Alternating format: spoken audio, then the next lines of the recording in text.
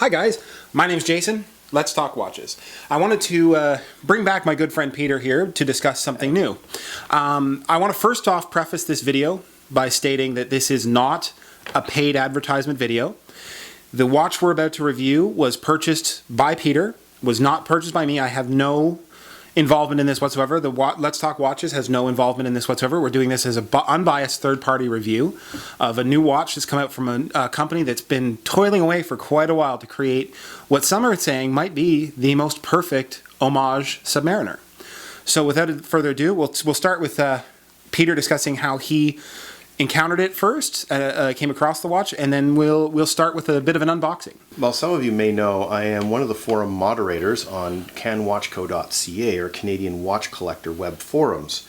I came across this watch through some information posted by some people discussing it, and was very intrigued by the information presented on the website for the company and by other reviews that were posted by others on various forums like Watch You Seek and others across the internet.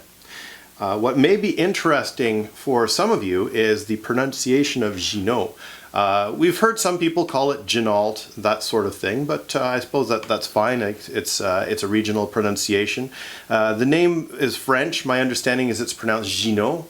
So I did get in contact with Ginault via email and corresponded with Mr. John McMurtry, who handles their web sales. I was impressed by what they said about the watch and very intrigued by some of the claims made that this is in fact the next best thing to a 5-digit Rolex Submariner, meaning the 14060M, I believe is the model number for the no-date sub, and the 16610.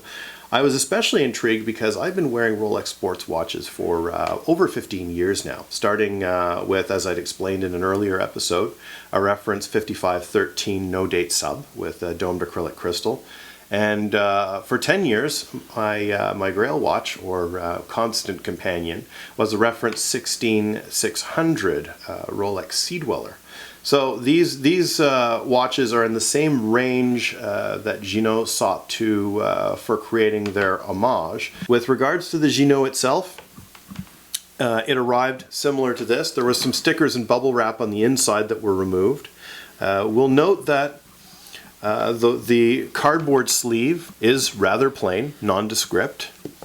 Some companies tend to put some printing on them. I believe you'd made the suggestion, Jason, that perhaps they ought to add a little bit of branding to the outer sleeve. Yeah, I mean, if you're aiming in that $1,300 US price range, which is approximately where the watch sits, you expect a little more of a presentation on the outside. So even companies such as Seiko, with a lot of the base model Grand Seiko line, even in some of the ones like your the SAR BO33, yeah, the SAR, sure, even comes with the Seiko branding on the outer paper sleeve. And I think it would be neat, just even if all they printed was just their Rosette logo on the top of it or something like that. It sort of makes it like that occasion. You look at everything you look about the watch sort of tells you what it is and what it's about. We have a box with a stitched top that seems rather well executed, a very sort of a leather-like affair. Mm-hmm. Not much to say about it except that it's well done, certainly in keeping with offerings that we've seen from other companies within this price range and a little bit higher as well. Yeah, I mean, if you look at a Bell & Ross watch case is a very, very similar case overall. So you're getting what some would consider a more upscale feel to the outside of the box. The dark leather, I think, is really nice too, because it's not that black leather that you see so many people are doing. It's that really nice chocolate brown, sort of gives it sort of a distinction as well too. The heat pressing on the top as well, where Ginault's name is actually quite stunning. It's deep, it's crisp, it's sharp. I really appreciate little details like that as well too. So what we have in terms of presentation is rather interesting. There's a very nice screwdriver that is included for sizing the bracelet. It's very well done, and when you actually pick up the tool, the knurling is the most prominent feature on it. This is interesting because Ginault claims a background in machining and design, and that seems to be a theme that recurs throughout the presentation, not only of the watch itself, but of the screwdriver that is included. It actually now is the nicest watch screwdriver I happen to own. Included with the watch itself, there's a package with some paperwork. There's also a rather nice, I'm not sure if you call it a Zulu Strap if it's two-piece, but that's what I'll call it. And I have the extra bracelet link that I removed from here. So the strap appears to be fairly high quality. I have not yet had it on the watch. It's a bit stiff, nicely stitched, and certainly in my experience with Zulus, such as the Martac straps, it's well made. I couldn't find fault with it. Interestingly, you have the warranty the warranty card for this particular model, and along with a regulation report that is very similar in style to what you would have received with a COSC certified chronometer. Now, what's interesting is that chronometer is in fact printed on the dial of this watch, but there's an important distinction to be made, and that is that this watch, being hand assembled in America rather than a Swiss-made product, is not governed by the requirement of Swiss watches who use the word chronometer to be certified by the Contrôle officiel des chronomètres suisses, or the Swiss Chronometer Authority. So the dictionary definition of chronometer is a timepiece that is regulated to a high degree of accuracy.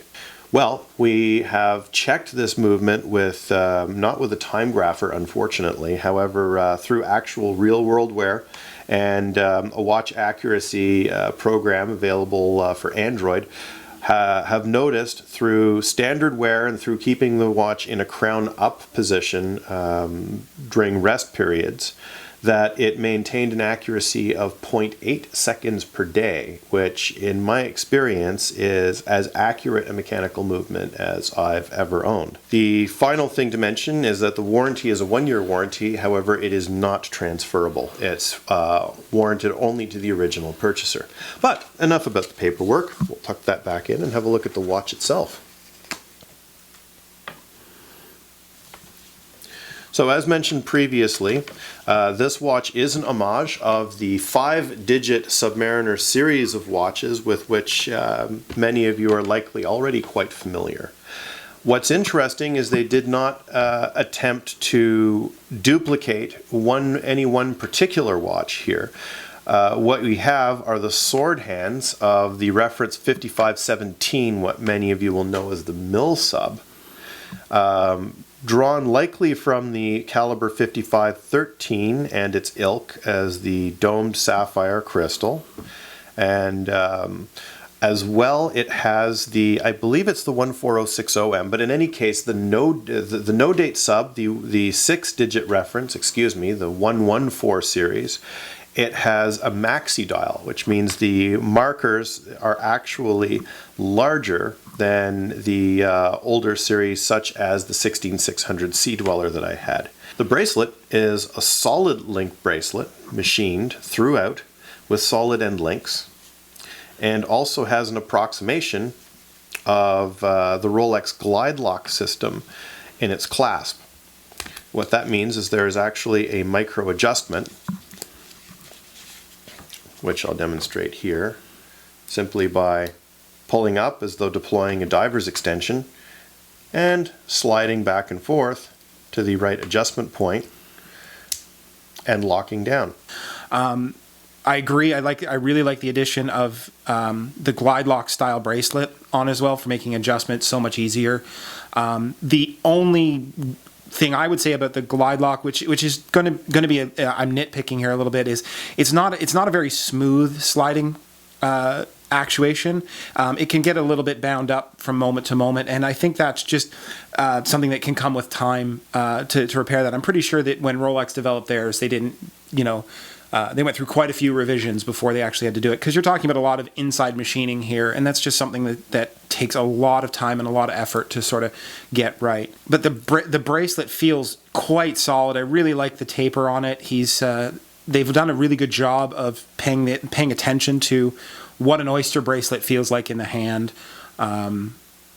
They've given a lot of attention to detail with the gaps as well too. There doesn't appear to be any real major gaps in it. It appeared very nice. The only other thing I didn't like, it's not that I didn't like it, it's that I noticed about the bracelet is there is some remaining machining grease, possibly maybe even some machining oil in between the links, like really buried down in there. Could have stood an extra maybe 10 minutes in the electrosonic bath, maybe hit it with a steam cleaner. But outside of that, I'm really impressed with the watch overall on the outside. That sand loom that they've put on here, I'm in love with this sand loom. It's super bright when it's been exposed to the fluorescent lighting in here, and then you bring it into the dark. It glows beautifully. The patina that it's sort of achieved, the look of that vintage 5513 that's been sitting around for the last 30 years in someone's drawer, and it's got that nice honey warm kind of tone to it, really offsets it, and with that jet black dial that it really makes them pop. I'm quite a big fan of what I'm seeing so far with the watch. The tightness and the tolerances look great on it. Could there be improvements? Always, but just from first putting it in your hand, you realize that this is a watch that some serious attention has been paid to it when when it was being created. You can tell that this was a 5-year-long project to create something like this. This is not simple over-the-counter, I'm going to pick jelly bean parts X, Y, and Z and put this together. What I find very interesting with this piece is the amount of attention to detail.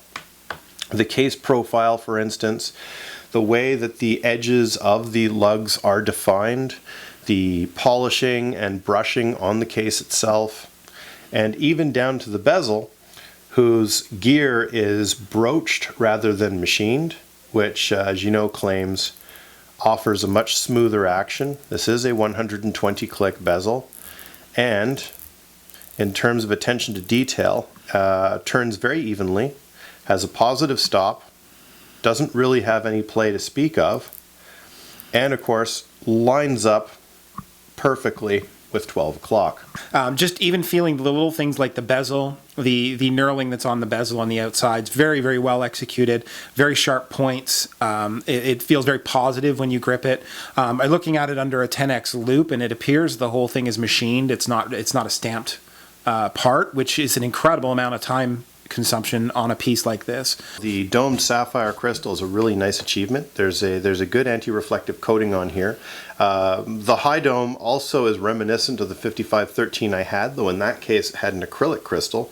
Very much like what they've accomplished with this. I do know that there was some information on Ginault's site regarding the crystal. I cannot quite recall it, except to say that I like it a great deal.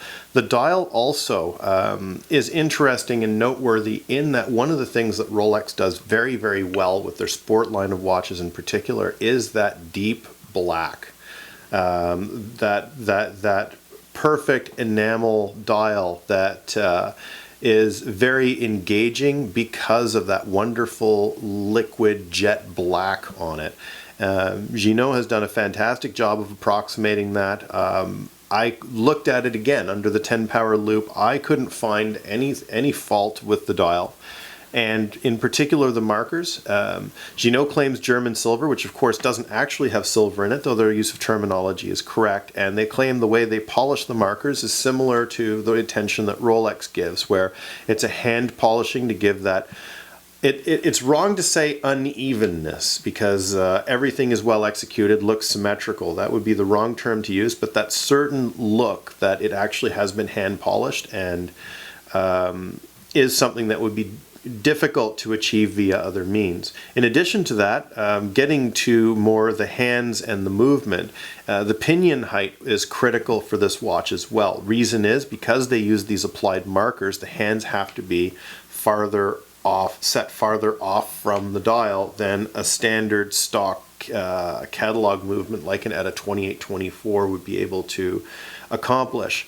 So what Ginault says is that they came up with their own caliber, which is a caliber 7275, as denoted in the paperwork. What's interesting about that, particularly for a relatively new arrival on the scene, Ginault's been around for 5 years, but my understanding is this is their first widely circulated watch, is that their movement is, by their definition, a clone of the 2824, meaning that this essentially is a default industry standard movement, so there should be absolutely no issue taking it to a watchmaker anywhere in the world and getting parts or service for it outside of that 1-year warranty. So, what we'd also like to do with the Ginault Ocean Rover is compare it to another sub-Homage, although the sub-Homage to which we're going to compare this watch is a bit of a departure from the Submariner design. And that would be the OWC MS9411. This is also one of my watches. It is essentially an homage to, but with very distinct design differences from the Mill sub and the Tudor Snowflake sub. This is done by Australian-based, I believe it's Orange Watch Company. And in my experience, this watch has served me very well. There's a great deal of attention to detail, but there are some very large departures from the Submariner design, one of which is the case contouring. It's a much more curvy case with different lines. There's also a ceramic bezel with lume inlay. And this, like the old Mill sub, is graduated all the way around the bezel. The bezel here is a 60-click bezel. Nothing wrong with it, not really a lot of play there. Seems well made and locks up fairly well, lines up fairly well as well. There are a couple of design differences, such as the use of Torx bolts all the way through as opposed to watch pins. The bracelet here, well engineered, nice quality, and is not tapered. Interesting for production because there is, in essence, other than these solid end links, only one link. It just depends how many there are going to be on the bracelet for the wrist size of the given wearer. Interestingly, OWC departed from the norm in not having a flip lock clasp, which is expected of the Submariner and their ilk. This is much more of a double butterfly to point clasp design. It is more dressy. However, there's absolutely nothing stopping you from putting a rubber strap or other bracelet on the OWC should you so wish. So in essence, the clasp is very nicely done. It's not exactly that of a tool watch, but I can't fault the watch for it since, well, most of us are desk divers in any case. The watch head can certainly hold its own and has. Although I'm not a diver, I've certainly subjected the watch to a good deal of wear, and it's held up very well. The Soprod A10 here, high quality, well-known movement. Not much more to say there. Are these high quality watches? Yes.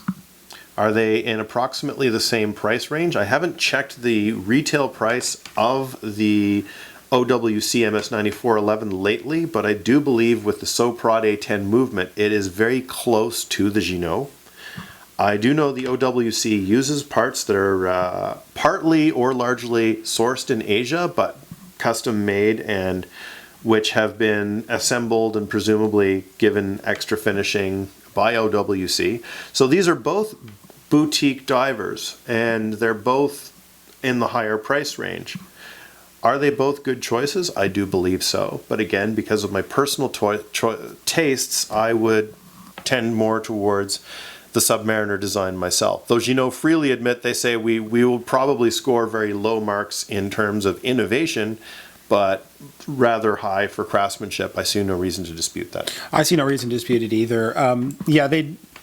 Originality, not much, just because they are taking the greatest hits of the Submariner genre and sort of placing them all together and working with them from there. I love the originality of the OWC, just how it is a nice updated take on the genre, and I really do like it as an homage to that. For myself personally, I think I could definitely see this as being a third or fourth watch.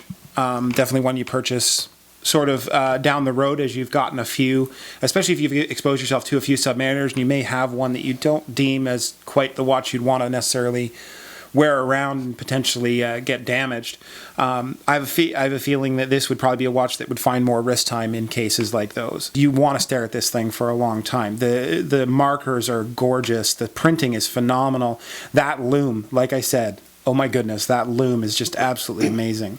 And it's almost wrong to call them complaints. I mean, if we're looking for feedback for this watch, certainly we believe that this is an achievement. It's an excellent piece, no doubt about it. That is it a high-end watch? Certainly. Is it refined and well executed homage to the Submariner line? Without a doubt, irrefutably, and a piece that exudes quality both on the wrist and to the eye. What we're looking at is be proud of this Ginault. Where we would like to see is the Ginault rosette on the flip lock. That would be fantastic. Yeah. We'd like to see the branding, and though we'll never actually see it in the flesh, a signed rotor would be fantastic. It really would, particularly since so much care and attention has been given to regulating this piece. Be proud of it. Yeah, there's nothing stopping you from creating a jig, throwing up 50 or 100 of those rotors inside of a laser etcher, and just laser etch your name on the on all of those movement rotors, and maybe do the same to the clasp here as well, possibly even on the inside of here. I mean, yeah, you've done such a good job of working with this to make such a beautiful piece. Slap your name all over it. You should really be proud of what you guys have done, what you've accomplished in the 5 years. I can definitely tell you that this is a watch that would be a serious contender for me. Well, now that we've gone over a lot with the Ginault watch, I'd like to just come up with a few conclusions if we can. One from Peter here, giving his opinion on the watch now that he owns it, obviously, and one from me who's had an experience with it. I admit only for 24 hours. That's all I've really had exposure to it for. Including some wear, though. Including some wear. I did wear it out last night when we all went to dinner and everything like that. But I figured we'll sort of go with this. So I'll start with you, Peter, and see what you think of overall your final opinion of the Ginault. Sure. It all comes down to a question of whether or not the watch delivers the goods for the price paid. Do I believe that is the case? Absolutely. In terms of what we see, for example, from offerings from other boutique diver companies like OWC, who have absolutely nothing to be ashamed of. It's a great watch.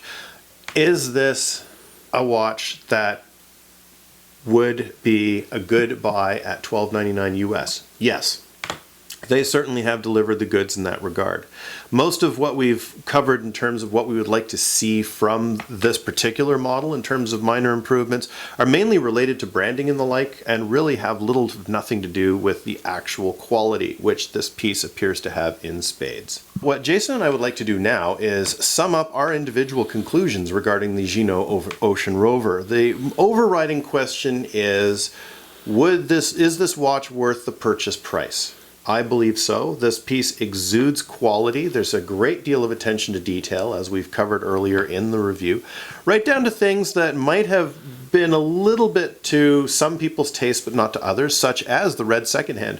I find myself, though it doesn't appear on the Rolexes with which I have experience, it's easier to acquire and therefore a bit more of a tool watch feature, if you will, and also adds a little bit of color to the dial. It's a very black and white watch. That's a reason to love it. The crystal, very nice. The bezel action, the winding crown, the smoothness, the overall feel of the piece is that every part has been paid a great deal of attention to detail, and I very much like it. Will I be hanging on to this? Absolutely. It's not going anywhere. Jason? Well, I would have to agree that I think dollar for dollar, you're not going to find much other that really can compete with what we're doing here in terms of fit and finish. There's very few manufacturers that can come into a $1,300 price point and put together a watch that hits so many right notes. Again, you're hitting right notes based on the fact that this is a greatest hits album. This is literally let's take the best of the best features of one of the best known wristwatches on the planet and stick them all together. You can't really go wrong with that selection. I mean, you can go see the Eagles play live and you're going to want to hear all the greatest hits. You're not necessarily going to want to hear the newest stuff every single time. So would this watch be a watch that I would personally end up getting? I could see myself getting one, but I could definitely see it as being only a third or a fourth watch. I would definitely see it as not a beater watch. I would keep my Seiko Orange Monster for that. And I wouldn't see it as my super high-end watch, like if I had, for instance, a GMT or a Rolex Submariner. But I could definitely see myself having this as a third or fourth when I want a watch that I can be a little less careful with and still experience all the great features of those high-end watches that we all really, really like. And there you have it.